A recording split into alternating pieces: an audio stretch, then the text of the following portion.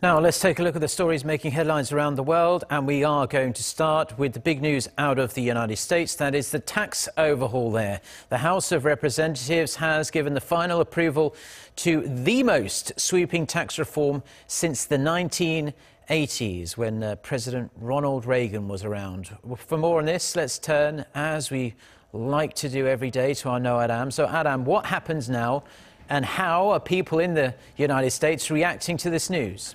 Well, Mark, this marks the first major legislative accomplishment for President Trump and the GOP. The bill now heads to Trump's desk to be signed into law over the coming days due to technical reasons. But before that, he joined his fellow Republicans to celebrate outside the White House. He said the $1.5 trillion package will create jobs, boost the economy and, of course, make America great again. But Democrats called the legislation a boon to the rich. The president does very well under this bill. Most of his cabinet does very well under this bill. Large percentage of his contributors do very well under this bill.